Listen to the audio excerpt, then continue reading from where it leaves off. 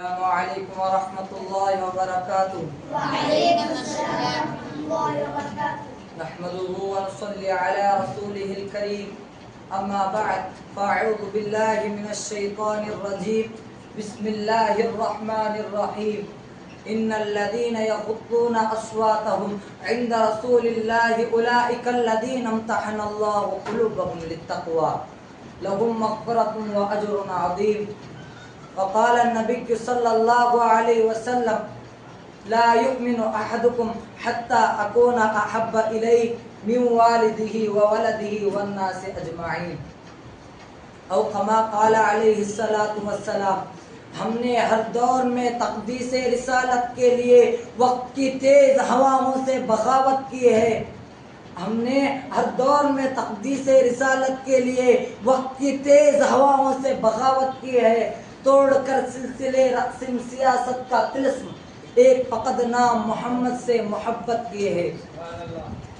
قابل صد احترام حضرات، علماء اکرام، ذیوقار، حاضرین مجلس، یوں تو ہر دور میں مبعوث کیے جانے والے پیغمبر اور رسول کے متبعین نے اپنے نبی سے محبت کی ہے، مگر تاجدار خیر الامم کے جان نثاروں کی جان نثاری کی مثال پوری تاریخ عالم میں کہیں نہیں ملتی۔ جس شخص نے بھی رسول بطحا حضور اکرم صلی اللہ علیہ وسلم پر ایمان لایا، اس کے رگ و ریشے میں حضور کی محبت اس طرح پیوست ہو جایا کرتی تھی کہ دنیا کی کوئی طاقت اس محبت کو چھین نہیں سکتی۔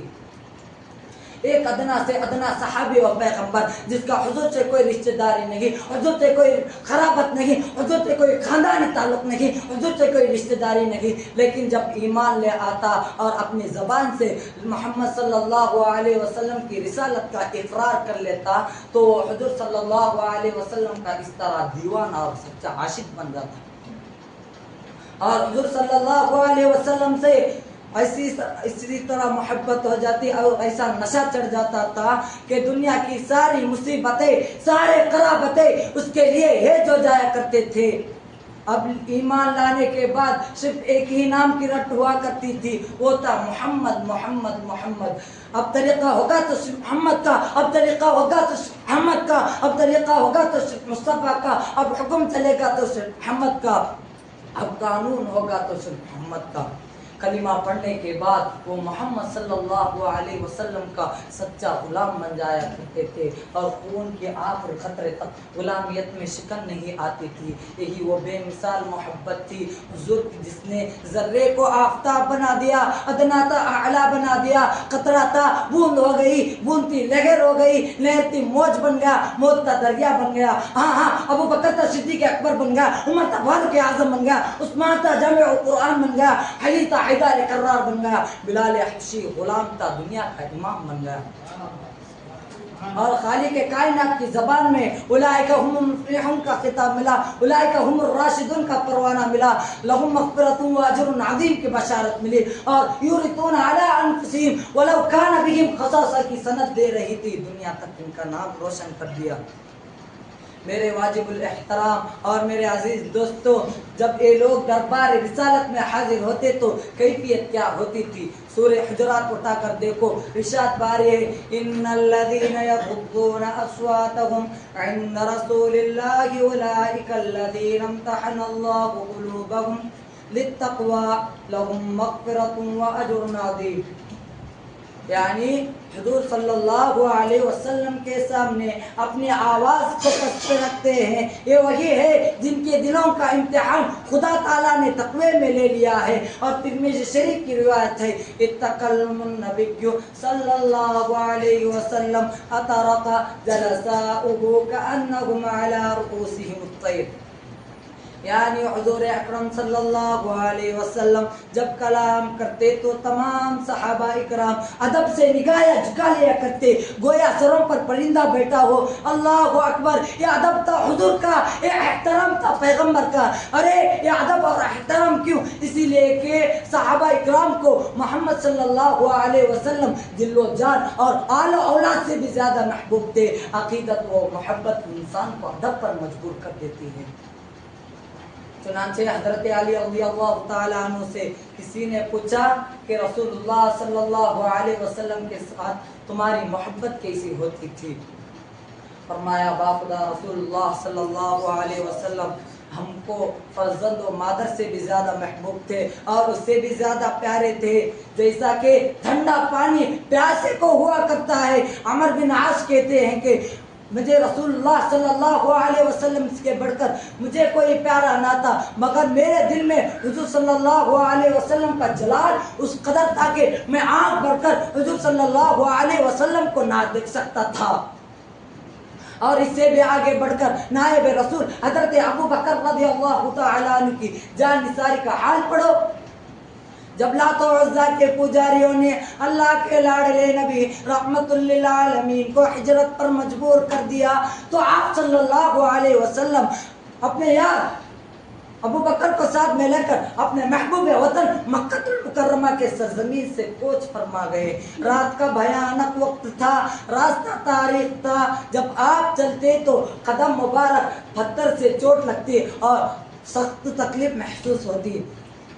یہ دیکھ کر عاشق رسول حضرت ابو بکر کا کلیجہ پھٹ پڑتا ہے، بے تاب ہو کر آپ کو اپنے کندھے پر بٹھا لیتے ہیں۔ جب غار ثور تک پہنچے اور آپ وہاں ٹھہرنے کا ارادہ ظاہر فرمایا تو ابو بکر نے فرمایا اے اللہ کے نبی آپ بات تشریف رکھیں تاکہ میں پہلے غار کو صاف کراؤں۔ چنانچہ حضرت ابو بکر رضی اللہ تعالیٰ عنہ غار میں داخل ہوتے ہیں اور تمام تکلیف دہ چیز سے غار کو صاف کر کے اور تمام سوراخوں کو بند کر دیتے ہیں، لیکن ایک سوراخ باقی رہ گیا جس کو بند کرنے کے لیے کوئی سامان نہیں تھا۔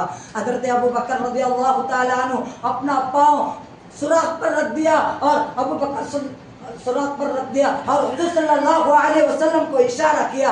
آپ صلی اللہ علیہ وسلم اندر داخل ہوئے اور تھکے ماندہ حضرت ابو بکر رضی اللہ تعالیٰ عنہ کے زان پر سو گئے۔ اسی دوران ایک زہریلی سام حضرت ابو بکر کے پاؤں میں کاٹ لیا جس سے سخت تکلیف پہنچی۔ پورا بدن زہر آلود ہے مگر زبان پہ کوئی شکوہ نہیں، پورا بدن زہر آلود ہے مگر پیروں میں کوئی جنبش نہیں۔ ہائے ہائے، یہ صرف اسی لیے کہ کہیں پیغمبر کی نیند نہ کھل جائے۔ آنسو کی لڑی چہرہ انور پر گرتی ہے، پیغمبر کی نیند کھل گئی۔ پیغمبر صلی اللہ علیہ وسلم اپنا لعاب دہن پیر پر لگا دیا جس کی وجہ سے ساری تکلیف جاتی رہی۔ یہ حضور صلی اللہ علیہ وسلم کے ساتھ جان نثاری کا واقعہ اس شخص کا ہے جو خلیفہ اول بن کر دنیا میں نمودار ہوئے اور جو حضور صلی اللہ علیہ وسلم کے سب سے بڑے محسن اور اسلام کے سب سے بڑے ہمدرد خیر خواہ تھے، لیکن حضور صلی اللہ علیہ وسلم کی محبت ایک عام صحابی کے اندر اسی طرح پیوست ہو جایا کرتی جس طرح اکابر صحابہ میں تھی۔ زید بن دثنہ ایک صحابی رسول ہے جن کو کفار نے پکڑ لیا اور قریش نے ان کو قتل کے لیے خرید لیا تھا۔ جب ان کو سولی دینے کے لیے چلے تو سفیان بن حرب نے کہا زید تجھے خدا کی قسم کیا تم یہ چاہتے ہو کہ محمد صلی اللہ علیہ وسلم کو سولی دی جاتی ہے اور تم اپنے گھر میں آرام سے سوتے؟ زید نے کہا خدا کی قسم میں تو یہ بھی نہیں چاہتا میری رہائی کے بدلے حضور صلی اللہ علیہ وسلم کے پائے مبارک میں بھی کوئی کانٹا بھی لگے۔ یہ جواب سن کر ابو سفیان حیران رہ گا اور بے اختیار بول اٹھا کے میں نے آج تک کسی کو ایسی محبت کرنے والا نہیں دیکھا جیسا کہ اصحاب محمد صلی اللہ علیہ وسلم کرتے۔ میرے عزیز دوستو، یہ اصحاب نبی میں سے مردوں کا یہ حال تھا، مگر قربان جائے اس پیغمبر پر جس پر عورتوں میں دل و جان سے فدا تھے۔ جس عورت نے کلمہ شہادت کا اقرار کر لیا وہ حضور صلی اللہ علیہ وسلم سے سچی و پکی محبت کرنے والی بن جاتی تھی اور حضور صلی اللہ علیہ وسلم کے قدم مبارک پر اپنا ماں باپ بھائی بہن شوہر اور متاع عزیز سب کچھ قربان کر دیتی تھی۔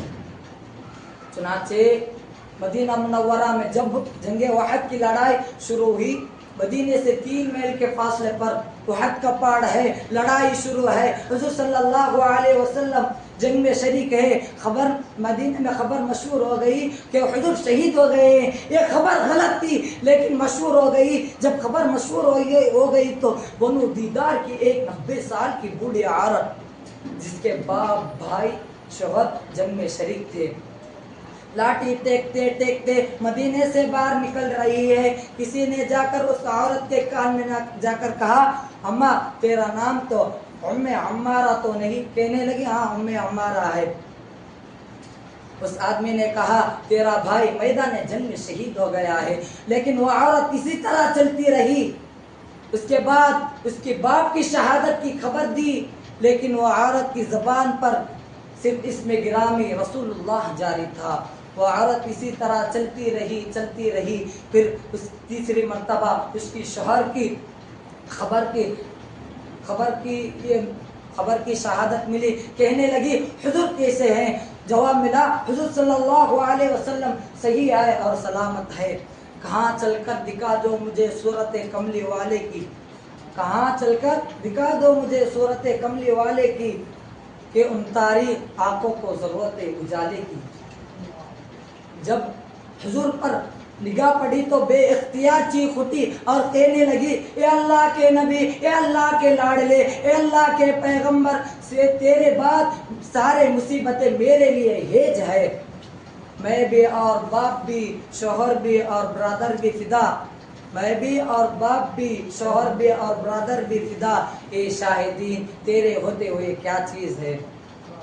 اللہ تعالیٰ سے دعا کرے کہ اللہ تعالیٰ ہم سب کے دلوں کو حضور صلی اللہ علیہ وسلم کی سچی و پکی محبت پیدا فرمائے، اور حضور صلی اللہ علیہ وسلم کی ایک ایک سنت کو زندہ کرنے کی توفیق عطا فرمائے۔ وآخر دعوانا ان الحمد للہ رب العالمین۔